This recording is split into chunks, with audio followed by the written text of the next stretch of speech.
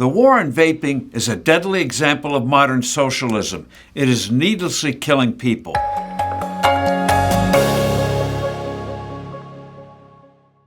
Hello, I'm Steve Forbes, and this is What's Ahead, where you get the insights you need to better navigate these turbulent times.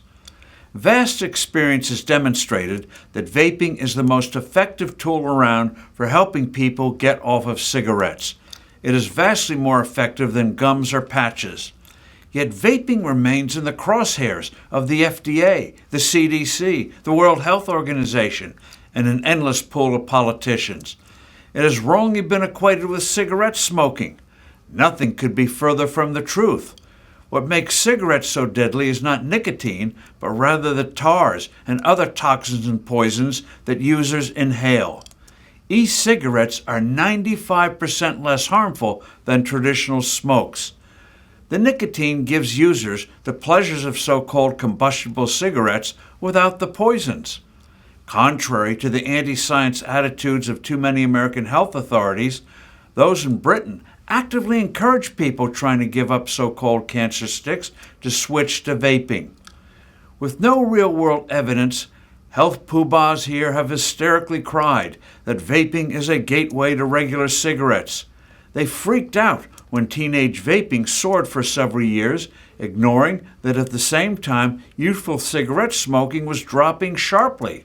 Overall nicotine use went down slightly. Now the teenage vaping fad is fading fast. The CDS's National Youth Tobacco Survey shows that the use of e-cigarettes by young people has plummeted 60% since 2019. Usage is at a 10-year low. Amazingly, less than 2% of young people are smokers. Yet despite all this evidence, the FDA and plenty of politicians act as if a deadly vaping crisis exists. The FDA won't approve flavored e-cigarettes. Even tobacco-flavored vapes, which users don't like, have trouble getting approval. No wonder almost all the e-cigarette sales today are illegal.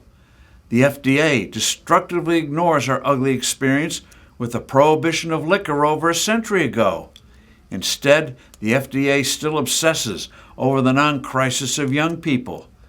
Since getting people off of regular cigarettes is a massive lifesaver, the FDA should instead focus on aiding adults by approving flavored vaping products and encouraging their use. This would save literally hundreds of thousands of lives in the years ahead. Instead, the FDA is practicing modern socialism, whereby government doesn't take over industries, but rather employs extensive, intrusive regulations as the means to control businesses and people. It won't ban vaping, but it kills it by regulation. Of course, this means black markets and products that may be of dubious safety and quality. Fortunately, the Constitution and the rule of law are not yet dead in the U.S. An appeals court recently ruled that the FDA's decision-making process here is capricious and arbitrary.